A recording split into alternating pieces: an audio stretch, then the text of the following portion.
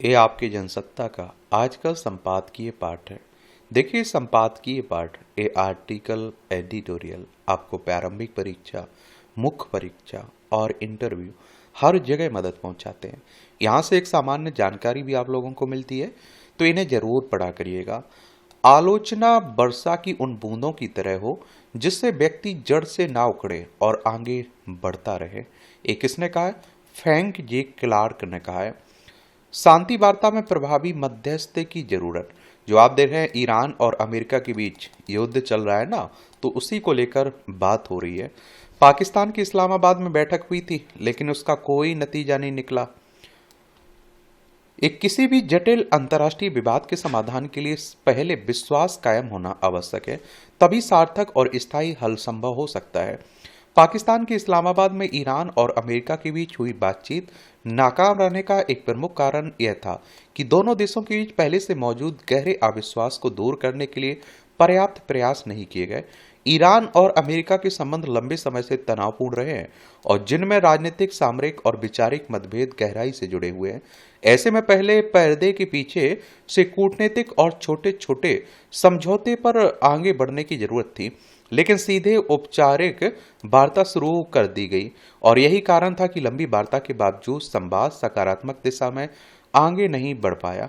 अंततः वार्ता निष्फल रही। दोनों पक्ष एक दूसरे की मांगों को लेकर सहमत नहीं हुए और शांति की उम्मीदें छीन पड़ गईं। क्या पड़ गई? छीन पड़ गई। और देखिए, ये हमारा प्यारा भारत है, ये है हमारा पड़ोसी पाकिस्तान। 1947 तक भारत का हिस्सा हुआ करता था। लद्दाख, जम्मू कश्मीर, पंजाब, राजस्थान, गुजरात, 5 राज्यों की सीमा लगती है। देखिए, ये हमारी प्यारी पृथ्वी है, इसमें आप देखेंगे ये हमारा प्यारा भारत है।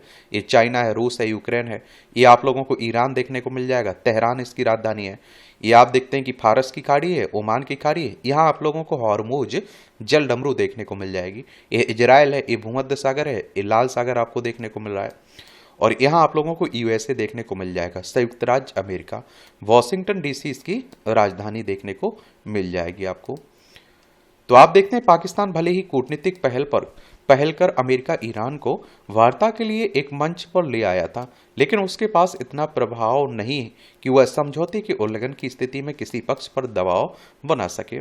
और उसकी आंतरिक आर्थिक चुनौतियां और सीमित वैश्विक प्रभाव की वजह से वह एक प्रभावी मध्यस्थ की भूमिका नहीं निभा सकता।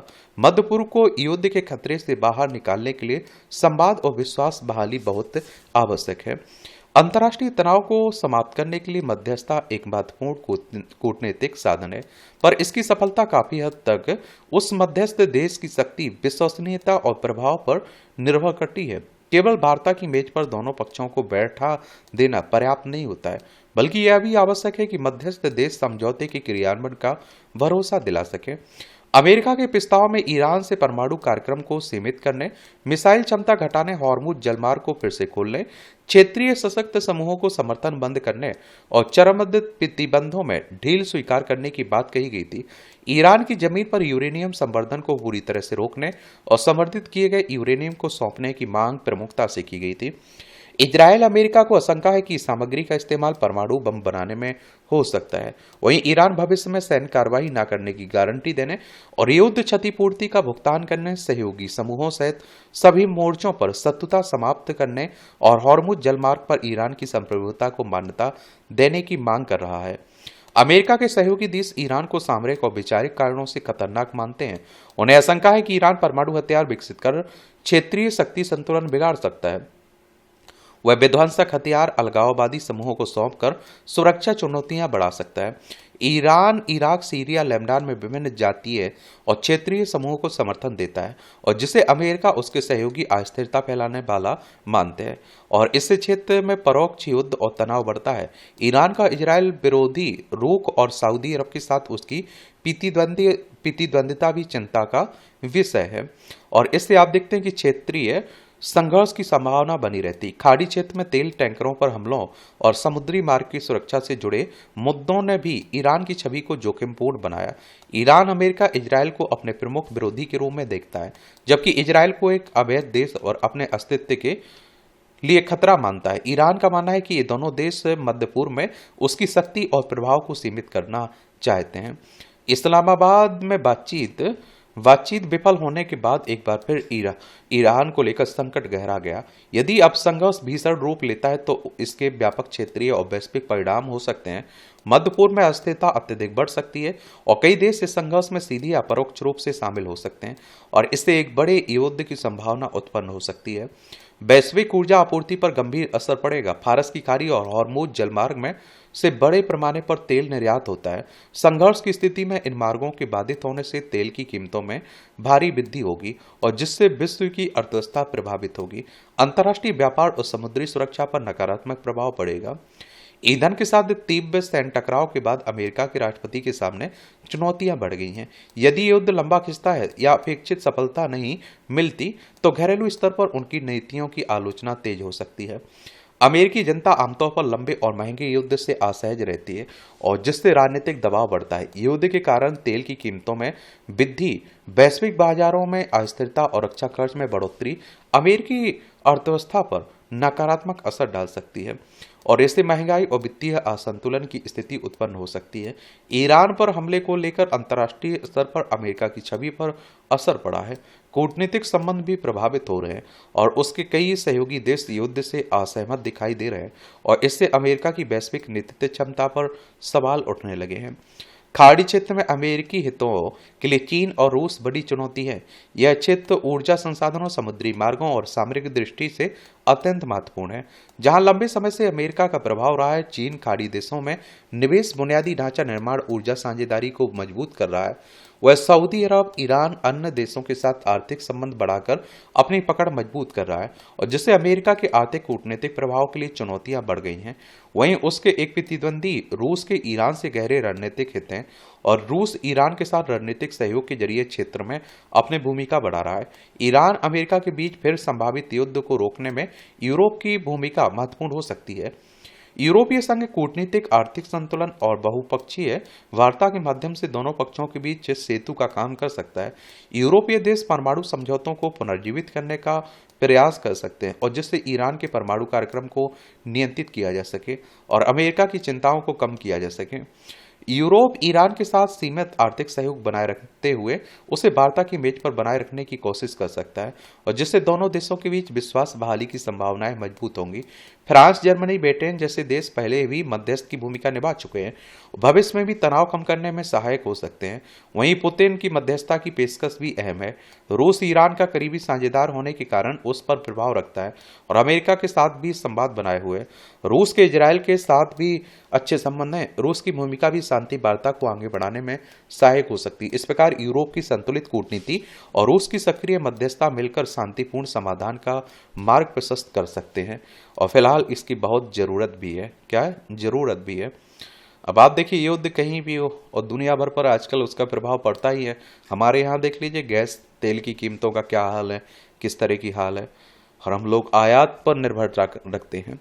स्वार्थ की परिधि, कभी कभी ऐसा भी होता है कि हम अपना स्वार्थ पूरा करना चाहते हैं और उसे परमार्थ भी हो जाता है। बस शर्त इतनी है कि उस स्वार्थ का हेतु स्वयं के लिए कुछ पाने का भाव होना चाहिए, ना कि किसी अन्य से कुछ छीनने का भाव। ऐसा करने पर अनजाने में ही हम किसी और का भी भला कर जाते हैं। स्वार्थ और परमार्थ, ये दोनों शब्द हमारे सामाजिक नैतिक विमर्श में प्रायः आमने सामने खड़े कर दिए जाते हैं। स्वार्थ को संकीर्ण, आत्मकेंद्रित और नकारात्मक माना जाता है, जबकि परमार्थ को त्याग, उदारता और उच्च नैतिकता का पर्याय समझा जाता है। यही कारण है कि स्वार्थ का उच्चारण करते ही संदेह की छाया गहराने लगती है और परमार्थ का उल्लेख होते ही आदर्शवाद का आभा मंडल बन जाता है। मगर जीवन का यथार्थ इन दोनों के बीच इतनी सरल और कठोर रेखा खींचने की अनुमति नहीं देता है। दरअसल प्रश्न यह नहीं है कि स्वार्थ अच्छा है या बुरा, प्रश्न यह है कि स्वार्थ का स्वरूप क्या है। अगर स्वार्थ का अर्थ केवल इतना हो कि मैं अपने लिए कुछ करूं, अपने जीवन को बेहतर बनाऊं, अपनी जरूरतों और आकांक्षाओं की पूर्ति करूं, तो इसमें कोई अनैतिकता नहीं है। समस्या तब उत्पन्न होती है जब यह स्वार्थ दूसरों के हितों का अधिकार छीनने लगे, संसाधनों पर एकाधिकार जमाने लगे या किसी और के जीवन को संकुचित कर दे। इस बिंदु पर स्वार्थ विकृत हो जाता है और जब स्वार्थ छीनने की नहीं बल्कि सृजन करने की प्रक्रिया बन जाती है, तब वह अनायास ही परमार्थ का रूप धारण कर लेता है। यह यह रूपांतरण किसी धारणा, संकल्प या प्रचार के माध्यम से नहीं होता। यह स्वाभाविक, सहज और लगभग आदर्श होता है। शासकीय सेवा से अवकाश ग्रहण करने के बाद एक व्यक्ति अपने गृह नगर के एक फार्म हाउस में रहने चले गए। वहां एक पुराना कुआं था, पक्का और गहरा, लेकिन लगभग सूखा। केवल वर्षा के दिनों में उसमें थोड़ा बहुत पानी इकट्ठा हो पाता था, तो कुछ ही समय में समाप्त भी हो जाता था। प्रकृति प्रेम के साथ बागवानी उनका शौक था और हरियाली उनके लिए जीवन की आवश्यकता। मगर जल के अभाव में पेड़ पौधे मुरझाने लगे। चिंता स्वाभाविक थी। उसी चिंता से एक विचार ने जन्म लिया कि अगर छत पर गिरने वाले वर्षा जल को व्यवस्थित रूप से कुएं में पहुंचाया जाए तो शायद स्थिति बदल सकती है। उद्देश्य ना तो पर्यावरण आंदोलन था, ना सामाजिक सेवा का कोई बड़ा संकल्प, केवल इतना कि अपने पेड़ पौधों को पानी मिल जाए। छत से पानी के संग्रहण की व्यवस्था की गई। परिणाम धीरे धीरे सामने आने लगे और कुआं वर्ष भर पानी से भरा रहने लगा। हरियाली लौट आई, पक्षी आने लगे। फार्म हाउस जीवन के सुरमई संगीत से भर उठा। इस निजी समाधान की गूंज यहीं तक सीमित नहीं रही। आसपास के घरों के बोरवेल भी फिर से पानी से भरने लगे। भूजल स्तर सुधरा। जिन पहाड़ियों ने कभी इस प्रयास को केवल एक निजी व्यवस्था समझा था, वे अनजाने ही उनके लाभार्थी बन गए। फल फूल केवल फार्म हाउस तक सीमित नहीं रहे, पड़ोसी, रिश्तेदार, पशु पक्षी भी उसमें सहभागी हो गए। स्वार्थ अब परमार्थ में बदल चुका था, बिना किसी उद्घोषणा के। और हमारे आसपास ऐसे अनेक प्रसंग बिखरे पड़े होंगे जिन्हें हम अक्सर सामान मानकर अनदेखा कर देते हैं। कोई व्यक्ति अपने घर की सुरक्षा के लिए कुछ इंतजाम करता है तो उससे आसपास का इलाका भी सुरक्षित हो जाता है। उद्देश्य निजी सुरक्षा होती है, परिणाम सामूहिक सुरक्षा। इसी प्रकार कोई बुजुर्ग दंपत्ति अपने घर के बाहर बैठने के लिए एक शेड और बेंच लगवाते हैं ताकि शाम की सैर के बाद विश्राम मिल सके। धीरे धीरे वही स्थान राहगीरों, बच्चों, थके मांदे मजदूरों का आश्रय बन जाता है। किसी ने परमार्थ का संकल्प नहीं लिया था, पर परमार्थ घटित हो गया। इसी तरह एक सेवानिवृत्त शिक्षक केवल अपनी मानसिक सक्रियता बनाए रखने के लिए आस पड़ोस के बच्चों को पढ़ाने लगता है। कुछ ही समय में वह पूरे मोहल्ले के लिए आशा का केंद्र बन जाता है। परीक्षा परिणाम सुधरते, आत्मविश्वास बढ़ता है और एक पीढ़ी को दिशा मिलती है। यहाँ भी स्वार्थ और परमार्थ के बीच की रेखा धुंधली पड़ जाती है। जाहिर है कि परमार्थ कोई अलग से ओढ़ी जाने वाली नैतिक चादर नहीं है। वह उसी कर्म से जन्म लेता है जो संवेदनशील स्वार्थ से प्रेरित होता है। जब व्यक्ति अपने हित की पूर्ति इस प्रकार करता है कि उसमें प्रकृति, समाज और अन्य मनुष्यों के अस्तित्व के लिए स्थान बचा रहे, तब उसका कर्म सीमाओं को तोड़ देता है। दरअसल समाज को समस्या स्वार्थ से नहीं, संकीर्ण स्वार्थ से है। और आप देखते हैं कि व्यापक स्वार्थ वह है जो समझता है कि मेरा हित दूसरों के हित से अलग होकर स्थायी नहीं रह सकता। स्वच्छ वातावरण, सुरक्षित मोहल्ला, शिक्षित समाज, संतुलित प्रकृति, ये सभी आखिर व्यक्तिगत जीवन को ही बेहतर बनाते हैं। इस दृष्टि से देखा जाए तो परमार्थ दरअसल स्वार्थ का ही एक विस्तारित रूप है। शायद जीवन हमें यह नहीं सिखाता कि स्वार्थ का त्याग करो, बल्कि यह सिखाता है कि स्वार्थ को इतना संकुचित मत बनाओ कि उसमें परमार्थ के लिए स्थान ही ना बचे। जब स्वार्थ में विवेक, करुणा, साझेदारी का भाव जुड़ जाता है, तब वह अकेले का लाभ नहीं रह जाता है, वह सामूहिक कल्याण में परिवर्तित हो जाता है। यही स्वार्थ का सबसे सुंदर और सार्थक रूप है, जो बिना नाम लिए, बिना श्रेय मांगे परमार्थ बन जाता है। ये आप देखिए टिप्पणियां हैं, इन्हें देखना हो तो देख सकते हैं आप लोग। इसकी पीडीएफ आपको एजुकेशन सर्कल प्लेटफॉर्म है ना टेलीग्राम पर, वहां डाल दी जाती है, तो वहां से जाकर आप लोग डाउनलोड कर सकते हैं, पढ़ सकते हैं। ये आप देखेंगे महंगाई की मार। यह विचित्र बात है कि एक ओर सरकार महंगाई को नियंत्रण में रखने का दावा करती है तो दूसरी ओर आवश्यक वस्तुओं की कीमतें लगातार बढ़ती जा रही हैं। इसका सीधा असर आम आदमी पर जरूरी खर्च में कटौती और आर्थिक परेशानियों के रूप में देखने को मिल रहा है। और जब आय के साधन सीमित हों तो आम आदमी की यही अपेक्षा होती है कि जरूरी वस्तुओं के दाम उसकी पहुंच में हों ताकि परिवार के भरण पोषण का संकट पैदा ना हो। मगर हाल के वर्षों में आमदनी उस स्तर पर नहीं बढ़ी जितनी तेजी से वस्तुओं की कीमतों में बढ़ोतरी हुई है। सरकार की ओर से सोमवार को जारी आंकड़ों के मुताबिक खुदरा महंगाई मार्च में बढ़कर 3.4% हो गई, जबकि फरवरी में यह 3.2% के स्तर पर थी। खबरों के मुताबिक पश्चिम एशिया में संघर्ष से उत्पन्न संकट के कारण खुदरा महंगाई में वृद्धि हुई है। मगर सवाल है कि अगर सरकार आवश्यक वस्तुओं की कीमतों को नियंत्रित या स्थिर करने के लिए उचित कदम उठा रही है तो फिर महंगाई में उछाल कैसे आ रहा है। यह बात छिपी नहीं है कि देश में सामाजिक स्तर पर आर्थिक असंतुलन एक बड़ी चुनौती के रूप में सामने आया है। रोजगार और आय के मामलों में देश की बड़ी आबादी के लिए स्थिति अब भी संतोषजनक नहीं है। आमदनी में स्थिरता और घटती क्रय शक्ति की स्थिति में में जब आवश्यक वस्तुओं पर आम लोगों का खर्च थोड़ा भी बढ़ता है तो उनके लिए परेशानियां पैदा होना स्वाभाविक है। दरअसल मार्च में महंगाई के आंकड़ों में बढ़ोतरी का मुख्य कारण खाद्य पदार्थों की कीमतों में इजाफा रहा। खुदरा महंगाई से इस बात का पता चलता है कि उपभोक्ताओं की खपत और खर्च की स्थिति क्या है। यही कारण है कि रिजर्व बैंक अपनी नीति तय करते वक्त खुदरा महंगाई को ही आधार बनाता है। सरकार का दावा है कि खुदरा महंगाई अभी रिजर्व बैंक के 4% के औसत अनुमान से नीचे बनी हुई है, मगर यह बात भी महत्वपूर्ण है कि अगर महंगाई दर 4% के दायरे से ऊपर जाती है तो फिर कर्ज के सस्ता होने की उम्मीद भी कम हो जाती है।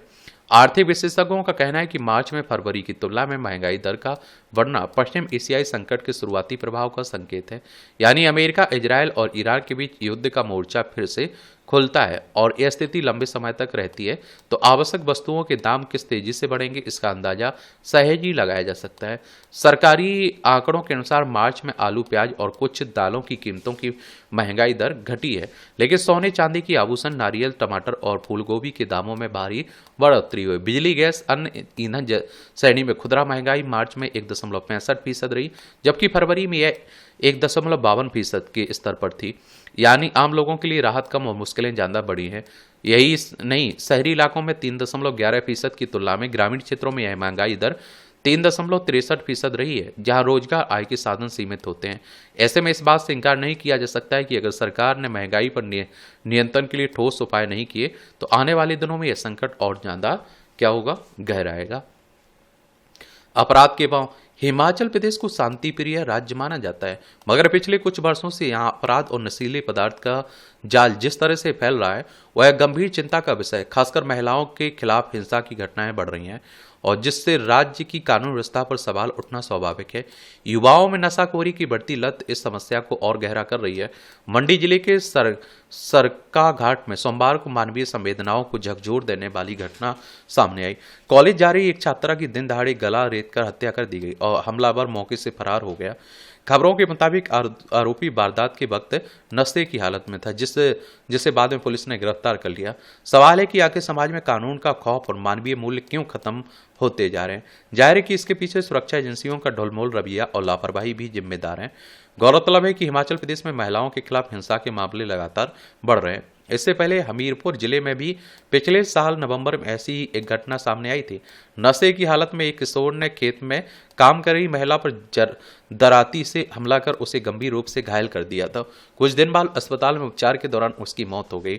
सरकाघाट में हुई वारदात के पीछे क्या कारण थे इसका पता तो जांच के बाद ही चल पाएगा, लेकिन पुलिस को आशंका है कि इसके पीछे साजिश हो सकती है। सवाल है कि अगर आरोपी को इससे कदर नशे की लत थी तो उसके परिवार या आस पड़ोस के लोगों ने समय रहते इस संबंध में पुलिस या किसी अन्य संस्था को सूचना क्यों नहीं दी। और इसमें दो राय नहीं कि इस तरह की घटनाओं को रोकने के लिए न केवल कानूनी बल्कि सामाजिक मोर्चों पर भी काम करने की जरूरत है। पुलिस की भी जिम्मेदारी है कि अपराध का कारण बन रहे नशीले पदार्थ के अवैध कारोबारियों के खिलाफ विशेष अभियान चलाकर कड़ी कार्रवाई की जाए। देखिए, आप देखेंगे ये है हिमाचल प्रदेश। शिमला इसकी राजधानी, अंतर्राष्ट्रीय सीमा चाइना से लगती है। राज्यों में लद्दाख, जम्मू कश्मीर, पंजाब, हरियाणा, उत्तर प्रदेश, उत्तराखंड से लगती है। विधानसभा में 68 सीटें हैं, राज्यसभा में 3 सीटें हैं, लोकसभा में 4 सीटें हैं। सुखविंदर सिंह सुक्खू यहाँ के मुख्यमंत्री आपको देखने को मिल जाएंगे। और इस तरह से आप देखेंगे कि आज का जो संपादकीय पाठ है उसकी कहानी कवर होती है। आप लोग पढ़ते रहिए, एंजॉय करते रहिए। आपका कोई सवाल हो मेरे लिए, सुझाव हो तो जरूर बता सकते हैं। धन्यवाद।